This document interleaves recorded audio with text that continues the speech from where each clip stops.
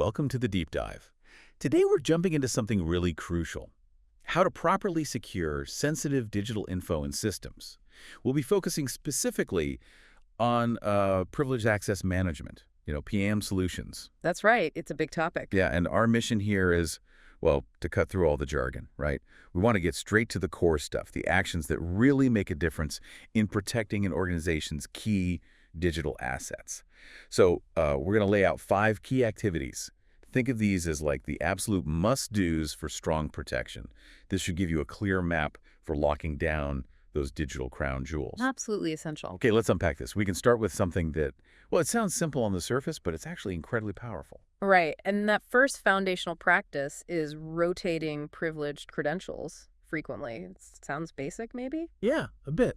But it's core PAM. The reason why it's so important is it massively reduces the window if credentials get compromised or leaked. It prevents that long-term unauthorized access. If someone does grab a credential, rotating it often means that stolen key becomes useless, like really fast. Okay, so it shortens their opportunity dramatically. Exactly. It limits their chance to pivot or escalate inside the network. So you really need a plan, you need regular rotation periods, and you have to make sure all critical accounts are on that schedule. Often the PAM tool itself automates this, which is key. Got it. So making sure those keys expire quickly, even if they fall into the wrong hands. That makes a lot of sense for, damage control. Okay, so that's foundational. Now, here's where I think it gets really interesting, strategically speaking. This idea of just-in-time access, or JIT. We hear that term thrown around. What exactly does JIT mean when we're talking about privileged accounts? How does it work in practice? Right. Just-in-time access, JIT, it's a really powerful concept. It tackles something called privilege sprawl head-on. That's that quiet buildup of access rights people get over time but don't necessarily need anymore. It can become a huge blind spot. Ah, okay. So cleaning up old permissions, basically. Sort of, but JIT is more proactive. Instead of giving someone, say, admin rights permanently, JIT grants those higher rights only temporarily. And critically, only precisely when they're needed for a specific approved task. Okay, so just for that one job. Exactly. Once the task is done, the privilege disappears. This approach, well, it massively improves the overall security posture. It just drastically shrinks the window for potential misuse. It enforces a least privilege mindset constantly, not just when you first set up an account. In more complex places, this might mean things like session-based access tied to a ticket number or automated approval workflows. It's dynamic. That's a neat way to think about it. Like you borrow a specific tool for a job, then you have to return it right after. You don't just keep it lying around. That's a great analogy. Definitely seems like a clear win for cutting down risk.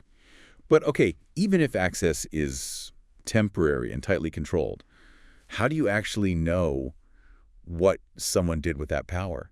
What role does auditing play here? How detailed does it need to be within a PAM system? That's a really critical follow-up question, and it brings us straight to our third key activity, conducting detailed activity audits. A good PAM solution doesn't just grant access, it creates this undeniable audit trail. It records everything related to privileged accounts. Everything. Well, ideally, yes. Every session, every command run, who did what, when, from where. This isn't just, checkbox compliance. It's about having that granular visibility needed to spot anomalies. Think about it. If a privileged user logs into a critical server at, say, 3 a.m. from an IP address you've never seen before. Yeah, that's a red flag. A big one. A strong audit system should flag that session, record every single command they executed. That gives you irrefutable proof for forensics, for compliance reporting, and, importantly, for catching potential insider threats. And you absolutely need automated alerts set up for weird activity.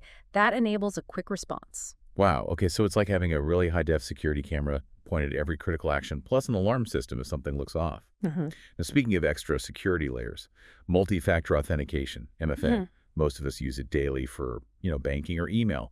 But when we talk about these super sensitive privileged accounts, how exactly does MFA boost security there? And does it matter what kind of MFA you use? Oh, absolutely. Implementing MFA is, frankly, non-negotiable for privileged accounts. It's that essential extra layer of security. It basically guarantees that even if somehow the credentials are stolen or guessed, unauthorized access is still blocked. Right, that second check. Exactly. You could have the world's most complex password, but if it gets phished or compromised, MFA is your backstop. It's vital. And to your point about types of MFA, yes, it definitely matters here. For high-value accounts like these, the preference is strongly towards more robust methods. Think FIDO2 security keys, maybe biometrics. You generally want to avoid less secure options like, say, SMS-based one-time codes, because those can be vulnerable to attacks like SIM swapping. Ah, good point. Didn't think about that vulnerability. Yeah, so the best practice. Configure your PAM solution so that every single request for privileged access absolutely requires MFA, no exceptions. That makes sense. It highlights that, yeah, not all security layers are built the same. Quality matters there too. Okay, so we've covered rotating credentials, using just-in-time access, keeping detailed logs, and enforcing strong MFA. That seems pretty comprehensive. But what about the PAM system itself? The software doing all this work. Does its own health matter? What about updates and maintenance? You've hit on something that, honestly, sometimes gets overlooked in the initial setup rush. The ongoing health and maintenance of the PAM software itself is absolutely paramount. It's critical to make sure you're applying the latest patches and upgrades to your PAM system frequently, regularly. Why is that so important? Well, it's not just some abstract idea of reducing vulnerabilities. It's about actively closing specific security holes, specific attack vectors that attackers are constantly finding and trying to exploit in older software versions. If your security gate has a known weakness, attackers will find it. So this takes operational discipline. You need a regular maintenance schedule, and you need to stick to it. That ensures your core security infrastructure, the PAM system, stays resilient and can actually defend against the newest threats out there. It's foundational, an ongoing commitment, really. Right. Can't protect the kingdom if the castle walls themselves are crumbling. Okay, so let's pull this all together. What does this mean for you, our listener? We've walked through 5 distinct practices, but they're all connected, aren't they? We talked about consistently rotating privileged credentials, embracing that just-in-time access model, Right. conducting those meticulous activity audits, Highly important. enforcing robust multi-factor authentication, Crucial. and finally, diligently updating and patching the PAM software itself. Exactly. By integrating these 5 activities, making them part of your organization's regular security routine, you really boost the effectiveness of your PAM solution quite significantly. It stops being just a tool you bought and becomes this dynamic, adaptive shield. And the ultimate goal here, of course, is ensuring truly robust protection for your organization's most sensitive data and critical systems. It's about staying ahead of those constantly evolving threats. That's a great summary. Staying ahead seems key.